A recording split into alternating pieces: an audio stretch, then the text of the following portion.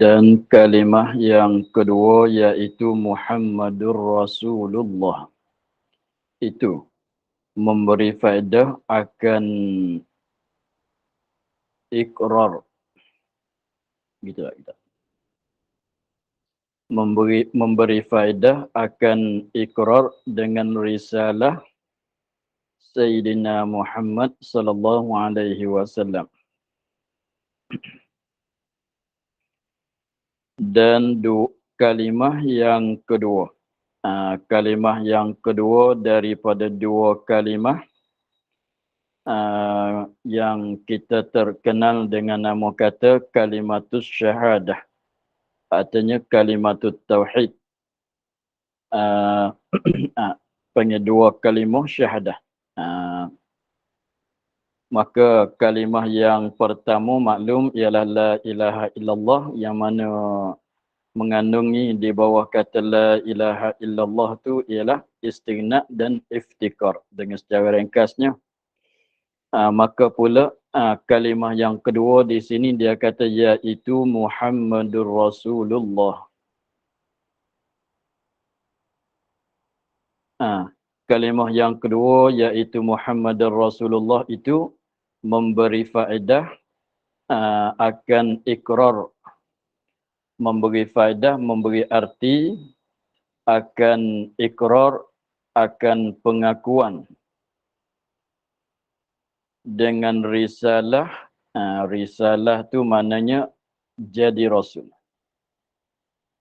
Dengan risalah Sayyidina Muhammad sallallahu alaihi wasallam. Jadi memberi faedah, memberi arti, memberi makna, katanya kita ni dah mengaku dengan keadaan Nabi Muhammad itu jadi rasul. Apabila kita kata Muhammadur Rasulullah, pada maknanya, pada hakikatnya kita mengaku di dalam hati kita bahwasanya Nabi Muhammad itu adalah pesuruh Allah. Itulah kita panggil katanya dengan risalah Sayyidina Muhammad. Risalah tu mana jadi rasul oleh Sayyidina Muhammad. Kita dah mengaku gitu. Mengaku tu maknanya terima dalam hati kita lah. Nabi Muhammad tu adalah Rasulullah. Dan lazim daripadanya membenarkan dia pada tiap-tiap barang yang mendatang ia dengan dia. Dan lazim daripada ikrar dengan risalah Sayyidina Muhammad. Dan lazim daripadanya, jadi perkara yang tak dapat tidak daripada apabila kita dah mengaku, dah terima di dalam hati kita bahwasanya dia ni, Nabi Muhammad ni adalah pesuruh Allah, adalah jadi rasul daripada Allah.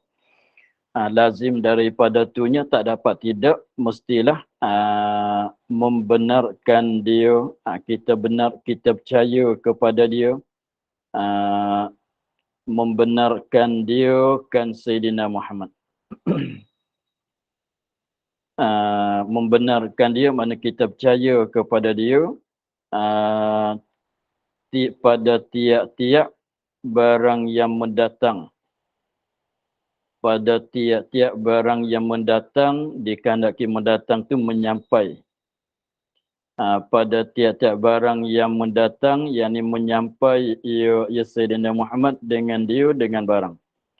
Jadi apabila kita kata Muhammadur Rasulullah, apabila kita kata Muhammadur Rasulullah, pada maknanya kita mengaku, kita terima penuh-penuh di dalam hati kita bahwasanya Nabi Muhammad itu adalah Rasul.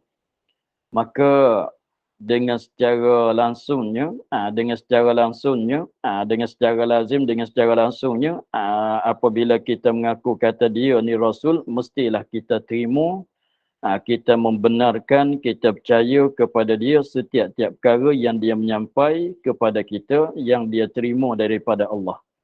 Jadi setiap-tiap perkara yang dia sampaikan kepada kita umat, maka semuanya kita membenar, kita percaya itu sungguh, saya terima, saya ambil tahu, saya patuh. Begitu.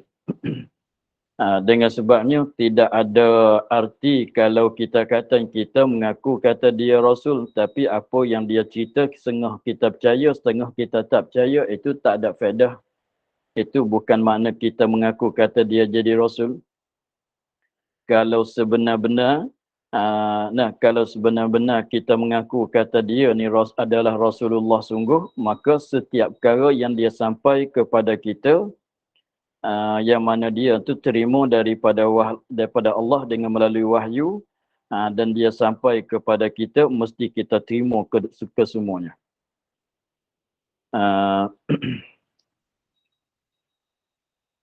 Begitulah apabila kita kata Muhammadur Rasulullah.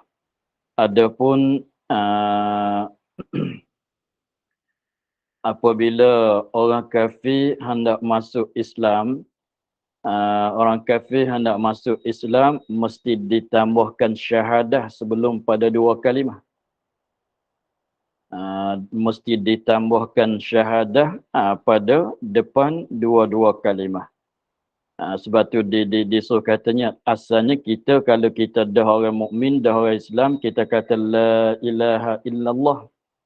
Adapun orang kafir yang hendak masuk Islam tu mesti tambah syahadah di depan. Maknanya dia kata asyhadu an la ilaha illallah.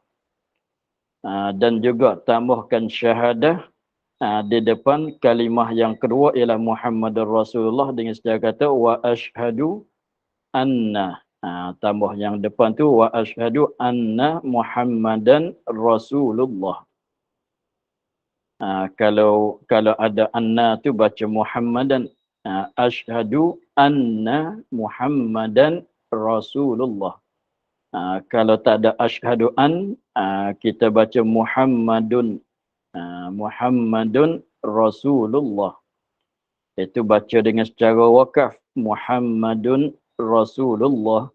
Tapi kalau sambung Muhammadur Ra, tasydid pada Ra.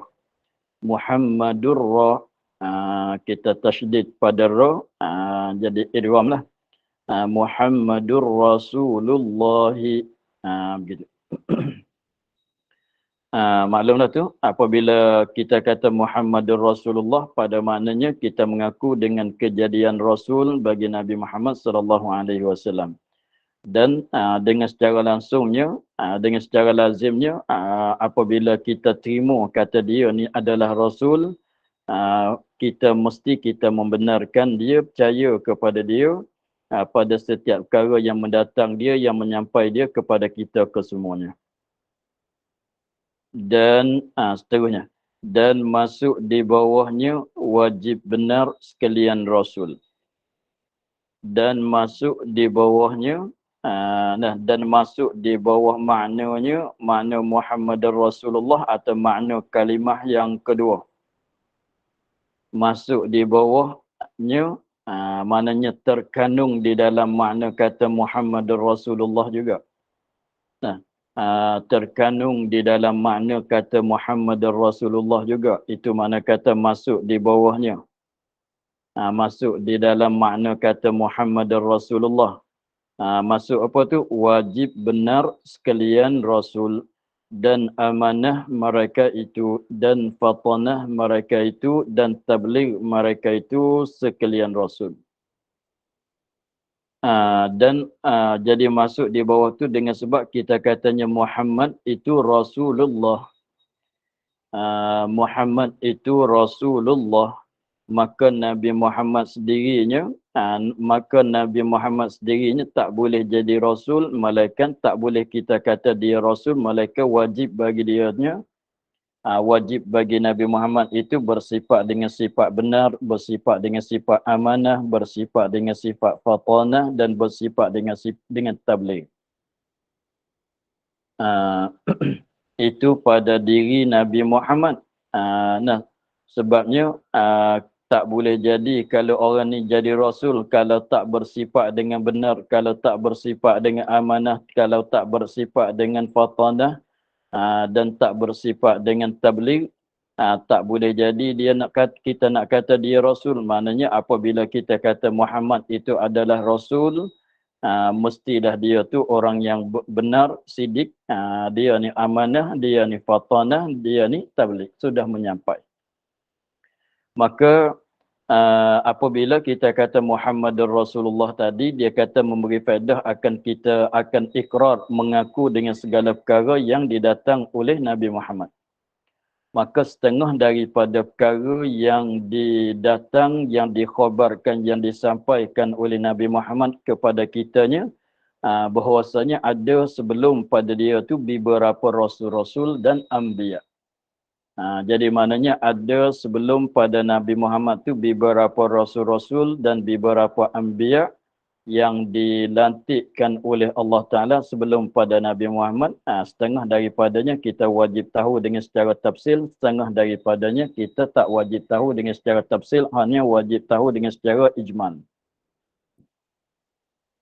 Maka tilik kepada ceritaan daripada Nabi Muhammad sendiri, dengan sebab kita wajib membenarkan dia, maka setengah daripada yang dia ceritanya ialah ada beberapa rasul dan anbiya sebelum pada dia. Maka setengah daripada rasul yang wajib kita kenal dengan secara tafsilnya, 24, tak kira dengan Nabi kita lah. 24, mana 25 dengan dia. Mana kalau dia yang ceritanya, maknanya 24 lah. Sebab dia dah seorang, jadi 25 dengan dia. Jangan faham kata, macam mana pelik pula 24. Tak kira dengan Nabi kitanya 24 lah. 25 dengan dia. Sebab dia ni kita dah kenal. Dia kita dah kenal, yang dia cerita kena tahu dengan tafsir 24 lagi lah. Maknanya bila. Maka apabila Nabi Muhammad ni jadi Rasul, wajib di atas Nabi Muhammad ini bersifat dengan benar, dengan amanah, dengan fatanah, dengan tabligh.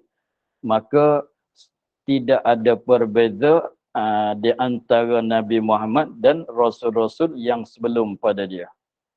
Tidak ada berbeza di antara Nabi Muhammad dan Rasul-Rasul sebelum pada Nabi Muhammad. Tidak ada berbeza di mana? Pada wajib benar, beramanah, wajib benar, wajib sidik, wajib amanah, wajib fatanah, wajib tabligh. Jadi pendek katanya, lazim daripada tadi, dengan sebab kita mengaku kata dia Muhammad, Nabi Muhammad ini, itu Sayyidina Muhammad ini adalah Rasul. Maka lazim daripada itu setiap perkara yang dia cerita tu adalah benar semuanya. Maka setengah daripada benda yang dia ceritanya ialah ada beberapa Rasul sebelum pada dia. Ada beberapa Rasul-Rasul, ada beberapa Anbiya yang sebelum padanya. Maka apabila kita kata Nabi Muhammad ini jadi Rasul, wajib pada dianya benar, amanah, fatanah, tabligh. Maka Nabi, Rasul yang sebelum pada dia pun sama lah, tidak ada beza. Jadi Rasul sebelum pada Nabi Muhammad sama dengan Nabi Muhammad. Pada pihak wajib, pada akal bersifat dengan sifat sidik, benar, bersifat dengan amanah, bersifat dengan fatanah, dan bersifat dengan tabligh. Begitu. Dan masuk di bawahnya, bawah dua kalimah, bawah kalimah yang kedua, dia bawah kata Muhammadur Rasulullah, pula masuk di bawah dia juganya, mana setengah daripada makna yang dikandungi oleh kata Muhammadur Rasulullah juga, mustahil atas mereka itu, atas sekalian Rasul, termasuk Nabi Muhammad kita sendiri dan Nabi-Nabi, Rasul-Rasul sebelum pada dia. Mustahil atas mereka itu dusta. Mustahil, dusta ini mustahil di atas Nabi kita dan mustahil di atas Rasul-Rasul yang sebelum padanya. Dan khianah, yang lawan bagi amanah, bodoh, lawan bagi fatanah, dan kitman, lawan bagi tabligh. Jadi maknanya, sebab kita kata, apabila kita kata Muhammadur Rasulullah, pada maknanya kita membenarkan akan Nabi Muhammad itu adalah Rasul. Dan lazim daripada itu juga, yang Nabi cerita katanya sebelum pada dianya ada beberapa Rasul pun, maka apabila katanya Nabi Muhammad itu Rasul, maka tak boleh jadi orang yang jadi Rasul bercakap dusta, berkhianat, bodoh, tak menyampaikan hukum, tak diterima pada akal. Walaupun Nabi Muhammad, walaupun Nabi sebelum Rasul sebelum padanya. Jadi maknanya apabila kita katanya Muhammad itu adalah Rasulullah, maknanya tak boleh jadi dia orang yang berdusta. Tak boleh jadi pada akal kita bahawa dia tu orang yang berkhianat. Tak boleh jadi dia ni orang yang bodoh. Tak boleh jadi dia ni orang yang tak menyampaikan hukum. Kalau Nabi Muhammadnya begitu, mustahil empat perkara ini, maka Rasul yang sebelum pada dia pun sama. Tidak ada berbeza. Jadi sebab itulah katanya mustahil di atas semua segala Rasul berdusta hingga akhirnya.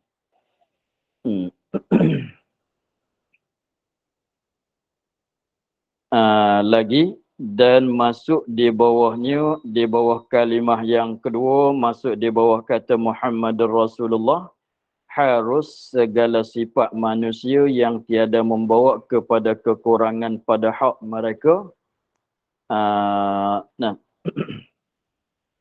Dan masuk di bawahnya, di bawah kalimah yang kedua, di bawah kalimah Muhammadur Rasulullah juga, mana terkandung di dalam makna kata, dalam perkataan itu juga. Harus segala sifat, harus bagi sekalian Rasul. Harus pada akal, harus bagi sekalian Rasul, Nabi Muhammad dan Nabi-Nabi sebelum padanya. Harus segala sifat manusia, yakni bersifat dengan sifat manusia. Harus segala sifat manusia, yakni harus bersifat mereka itu dengan segala sifat manusia. Harus segala sifat manusia ni harus bersifat sekalian mereka itu dengan segala sifat manusia. Jadi bersifat oleh segala Rasul dengan sifat manusia adalah harus pada akal. Tapi sifat manusia itu bukan kesemualah yang tiada membawa kepada kekurangan pada hak mereka itu, yakni pada diri mereka itu. Pada hak, yakni pada diri mereka itu segala Rasul. Jadi pendekatannya yang wajib pada Rasul, pada segala Rasul, yang mustahil pada atas segala Rasul, yang harus bagi segala Rasul, itu terkandung di bawah kata, termasuk terkandung di bawah kata Muhammadur Rasulullah. Sebab itulah apabila kita mengaku kata Muhammad itu Rasulullah, pada maknanya kita mengaku kata sungguh Nabi Muhammad dan Rasul-Rasul lain lagi benar. Kita mengaku bahawa sungguh mesti wajib dia beramanah, sungguh mesti wajib dia berfatanah dan tabligh. Tak boleh jadi mereka ni berdusta, tak boleh jadi mereka ni berkhianat, tak boleh jadi mereka ni orang bodoh, tak boleh jadi mereka ini kitman, tidak menyampaikan apa yang disuruh sampai. Itu pada maknanya begitu. Katanya lagi, kerana bahawasa penghulu kita Nabi Muhammad sallallahu alaihi wasallam mendatang ia dengan wajib membenarkan demikian itu sekaliannya. Ini apa sebab? Ini sebab ini nak menyatakan ilat bagi katanya masuk di bawah tadi.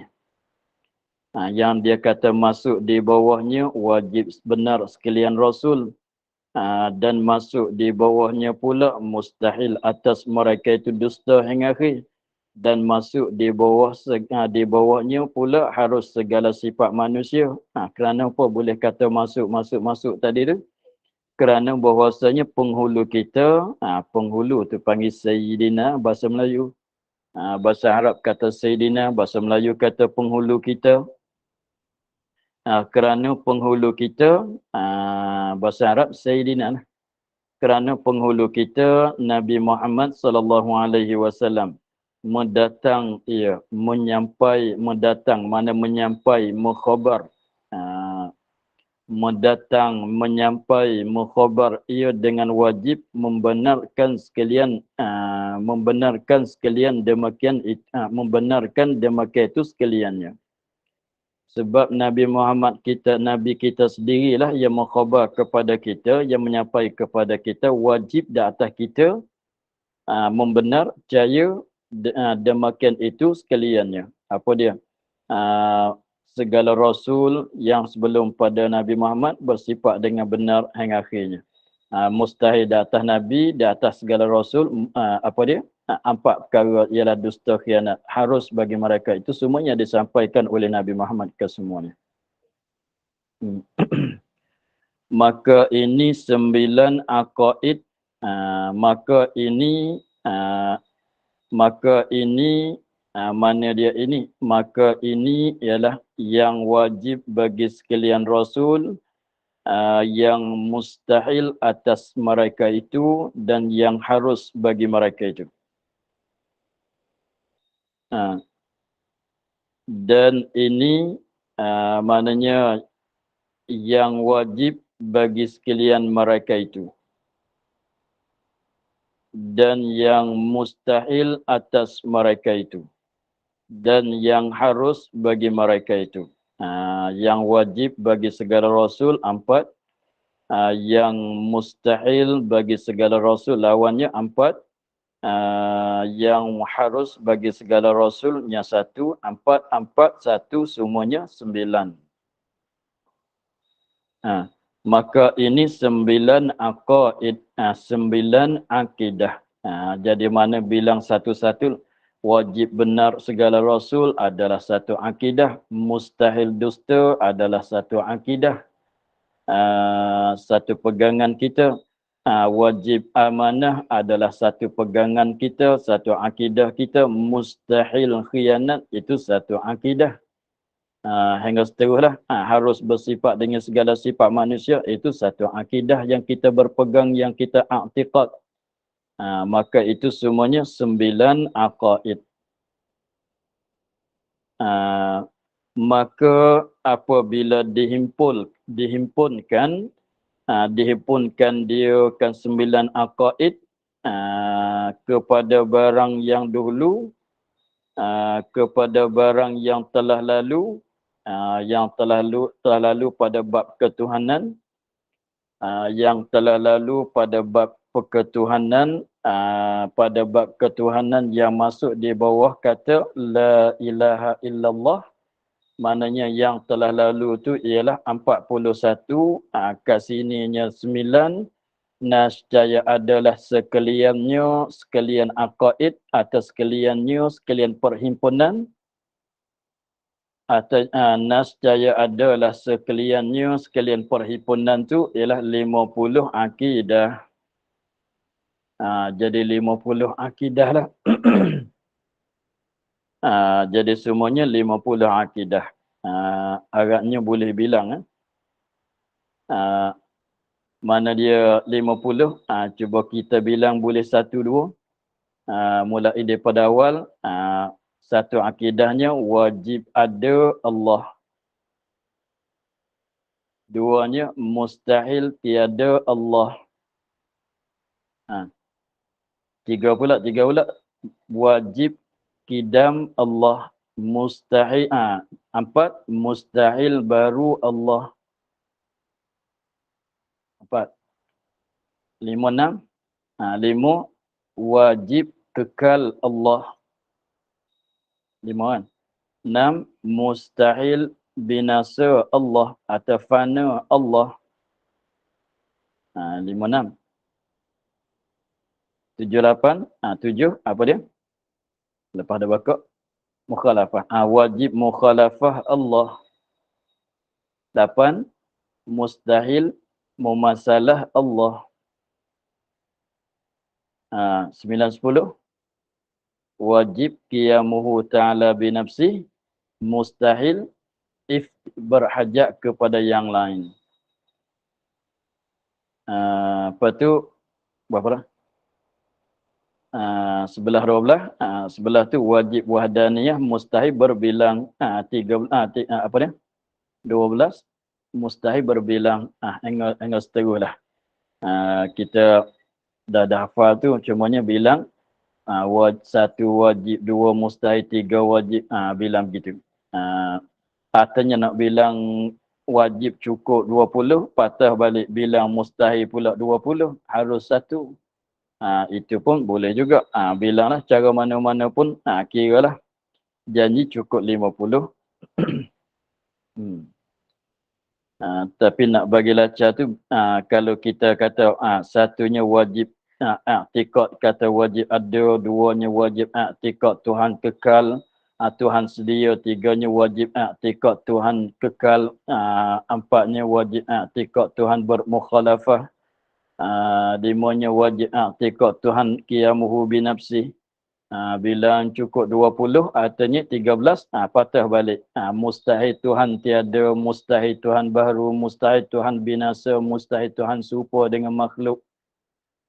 Mustahil Tuhan berhajat kepada yang menjadi dan berhajat kepada zat. Mustahil Tuhan berbilang, hingga seterusnya, harus mengadakan mungkin dan meniadakan mungkin. Cukup 41. Bilanglah. Pendek katanya, sebab yang dulu 41 di sini, 9 jadilah 50. Tetapi masalah dulunya, masalah bilangan sifat Allah Ta'ala, dia ada khilaf antara ulama kan. Setengah katanya, bilangan sifat yang wajib kita kena tahu dengan secara tafsil 20. Maknanya mustahil dia 20. Harus satu, jadilah 41. Tambah dengan sini pula 5, 9 jadi 50. Tetapi kalau kita katanya, kalau mengikut Imam Asy'ari, dia katanya sifat-sifat yang wajib bagi Allah, yang wajib di atas kita mengetahui dengan secara tafsilnya, semuanya 13. Kalau kita katanya 13, kalau bilang 13, maknanya mustahil pun 13. Jadi 23. 26. Jadi 26 tambah harus 1 jadi 28. Jadi 27. Jadi 27 tambah sini pula 9. Jadi berapa? Jadi 32. Begitu. Jadi itu mengikut khilaf lah tu. Tapi ambil yang masyhurnya 20, sebab tu jadi 50 di sini. Begitulah. Tengok dia katanya, nascaya adalah sekaliannya 50 akidah. Ini mana? 50. Sekaliannya 50 akidah. Ini sekaliannya 50 akidah.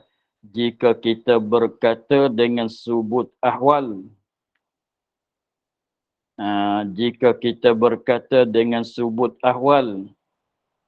Jadi mana jika kita berkata dengan subut ahwal, ini kita mengikut kaul yang mengatakan subut ahwal.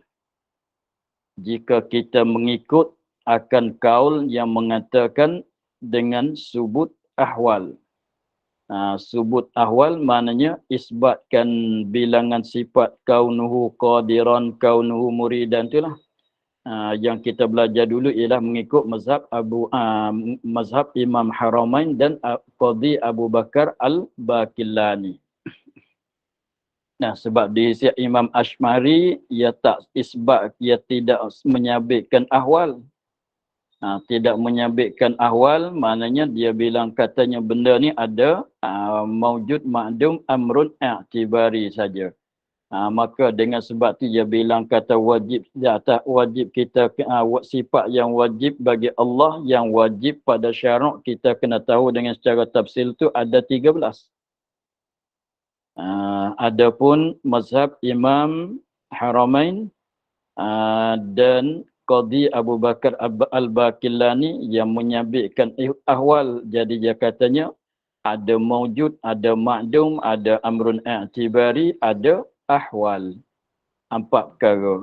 Lazim daripada itu maknanya mestilah bilang kaunuhu qadiran tu adalah satu sifat. Hingga seterusnya. Kaunuhu qadiran adalah satu sifat pula.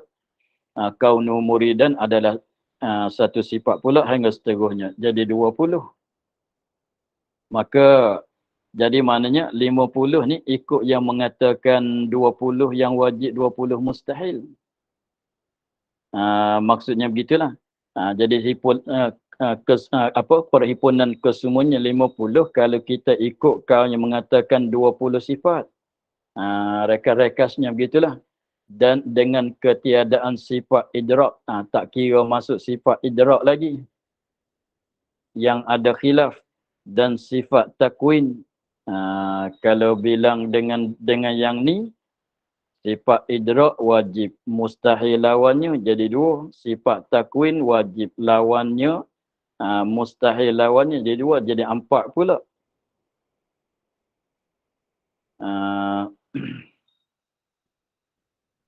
Jadi 4. Lepas tu apa dia lagi?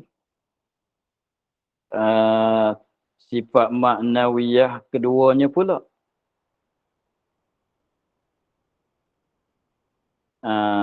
Jadi tadi tu dah 50 kan. Kita ambil sifat Tuhan dulu. Kalau kira dengan khilaf-khilaf kesemuanya, jadi maknanya wujud sampai mulai daripada wujud sampai kaunuhu mutakalliman adalah 20. Yang wajib tu kalau bilang mulai daripada wujud bilang sampai kaunuhu mutakalliman 20. 20. Maknanya mustahilnya 20. Habis tu kalau mengikut khilaf-khilafnya, ada setengah kaum dia bilang apa lagi? Sifat idrak satu lagi. Maka sifat idrak ni setengah daripada sifat ma'ani. Dan juga setengah ulama dia bilang sifat takwin. Kalau begitu tambah pula 2 sifat yang wajib. Apabila ada 2 sifat yang wajib, ada pula 2 sifat yang mustahil. Dah jadi 4. Dah jadi 4. Kalau 50 tambah 4-nya jadi 54. Lepas tu pulanya sifat takwin, sifat idrak tadi tu sifat ma'ani. Ada sifat maknawiyah dia pula. Ada sifat maknawiyah dia pula. Mana kaunuhu mudrikan, idrak. Sifat maknawiyah dianya ialah kaunuhu mudrikan. Sifat maknawiyah bagi sifat takwin ialah kaunuhu mukawwinan. Kaunuhu mukawwinan. Mustahil dia pula 2. Jadi maknanya 4 pula di sini. 4 pula. Wajib 2, mustahil 2. Begitu. Jadi kebalik sekali lagi, mengikut yang masyhurnya 20 sifat yang wajib. Mana 20 yang mustahil.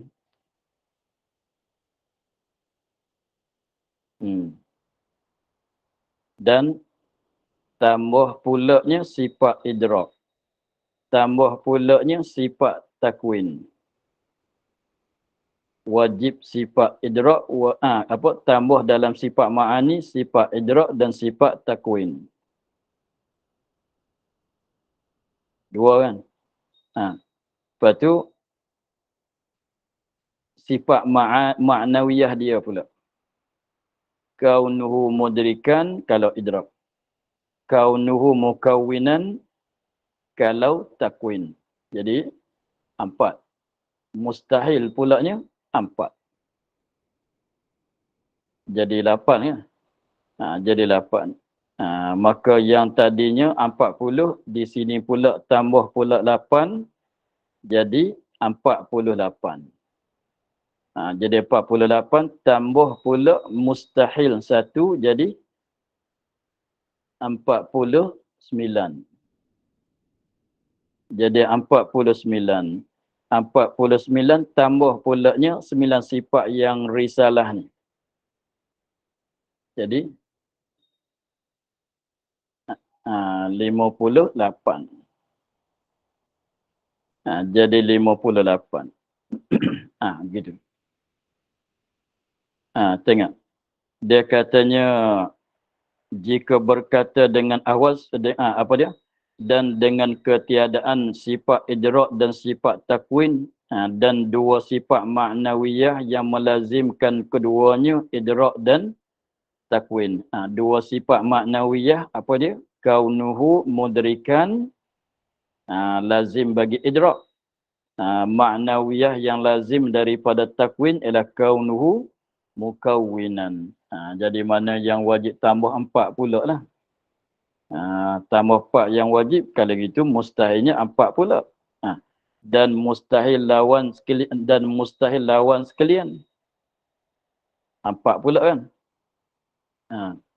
Jadi maknanya idrak takwin 2, kaunuhu mudrikan, kaunuhu mukawwinan 2 pula jadi 4. 4 yang wajib ditambahkan. Lepas tu mustahil dia memang 4 juga. Jadi 8.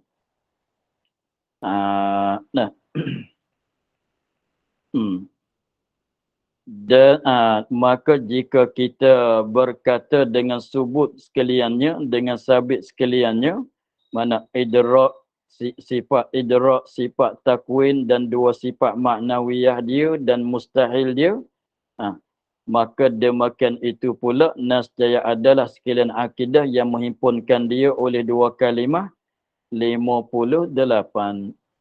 Begitulah. Jadi 58. Maknanya 58 tu yang bersangkut dengan ketuhanan ialah 49. 49. Kira dengan wajib, dengan mustahil, dengan harus lah tu. 49. Tambah 9 aqaid yang bersangkutan dengan risalah. Jadi 58 akidah. Begitu. Apa tu 58 akidah tu kita dah lalu ke semuanya.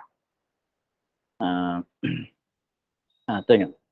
Adapun jika kita berkata dengan ketiadaan ahwal dan sekalian yang tersebut, adapun jika kita berkata dengan ketiadaan ahwal seperti mazhab Abu Hasan Al-Ash'ari,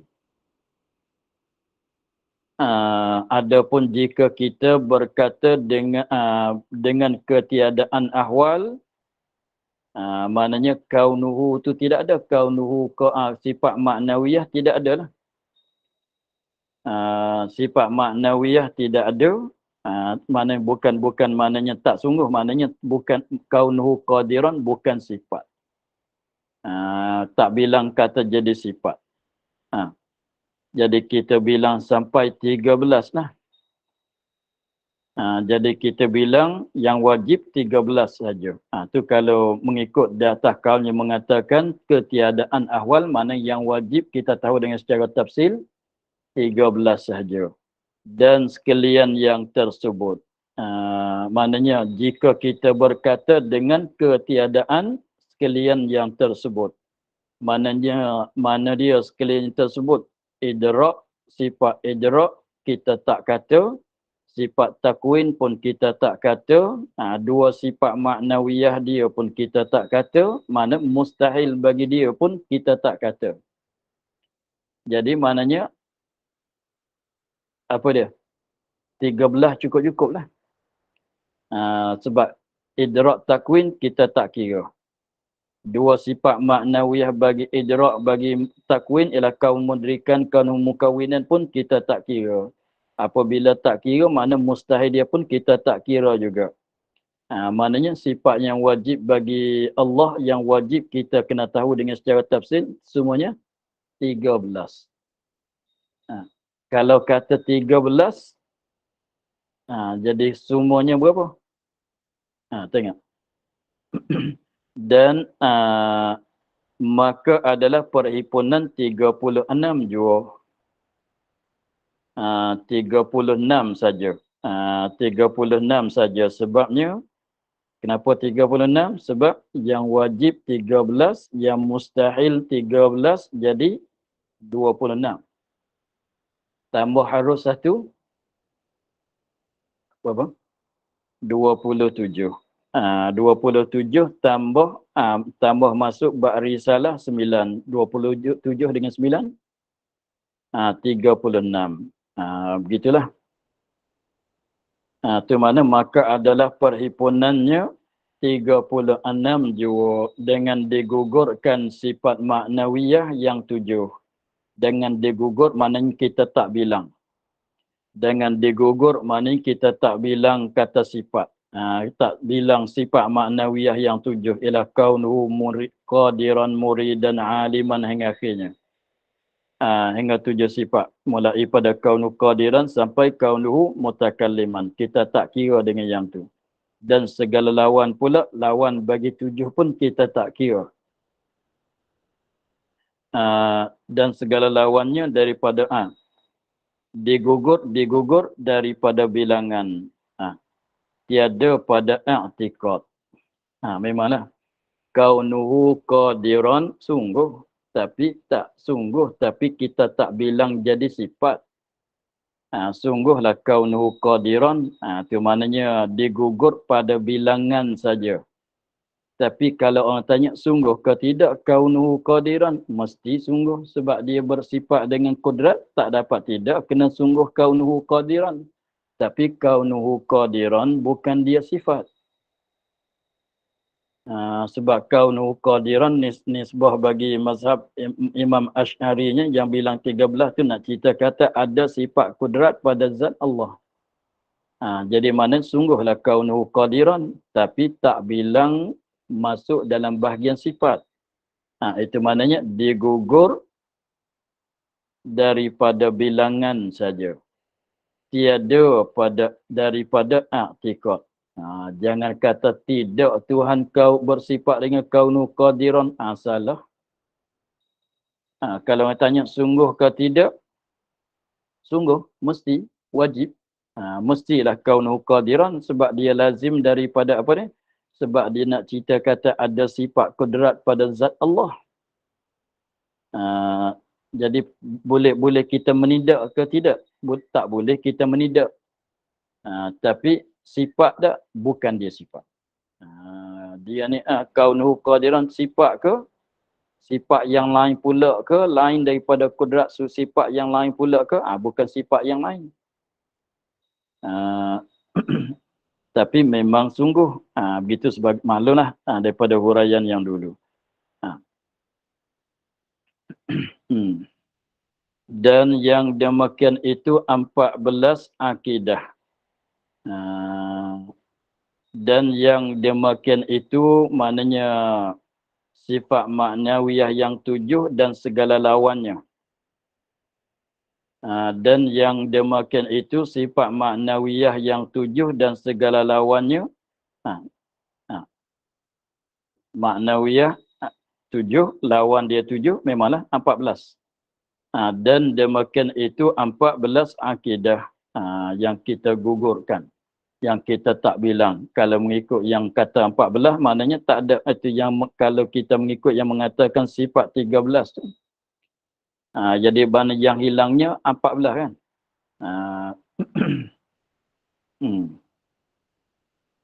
Dan dengan digugurkan idrak dan takwin dan barang yang mengikut keduanya.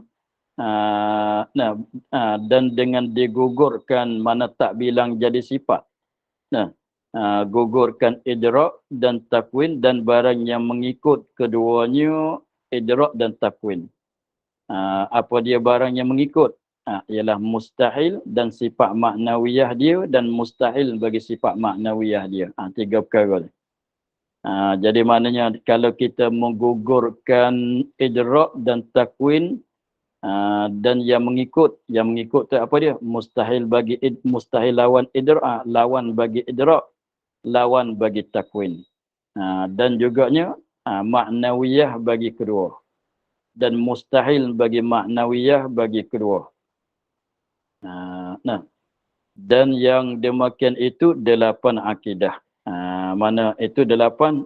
Sebab idrak, takwin, mustahil 2, 4. Kaunuhu mudrikan, kaunuhu mukawwinan, mustahilnya 2. Jadi 8 lah. Maklum. Gitulah. Tengoklah. Maka kita ambil yang masyhur, kita bilangan sifat yang wajib bagi Allah, yang wajib kita kena kenal satu-satu adalah 20. Bina di atas yang masyhurnya 20, lalu tu apa dia? Perhimpunan segala sifatnya, segala akidah kitanya ialah 50. Jadi 50 tu bina di atas yang masyhur katanya, yang sifat-sifat yang wajib bagi Allah, yang wajib pada syarak di atas kita mukallaf kena kenal dengan secara tafsirnya 20. 50 tu di atas situ. Tapi kalau kita kalau mengikut Abu Hasan Asy'ari, maka jadi berapa? Jadi berapa? Jadi 36. Tinggal ada 36. Tapi kalau kalau mengikut semua khilaf-khilaf semua sapakat idrak takwin, maka jadi 58. Begitulah. Tapi kita bina di atas yang masyhur katanya 20. Sifat 20 kita panggil. Maka perhimpunan semuanya 50 lah. Inilah yang masyhur. Yang kata 50 akidah ni lah yang terkandung di bawah kata la ilaha illallah Muhammadur Rasulullah. 50 akidah. Kira bina di atas kaum yang masyhur. Kata 50 tu maknanya kita bina, kita berlaku di atas kaum yang masyhur pada bilangan sifat yang wajib, yang mustahil bagi Allah. Begitulah.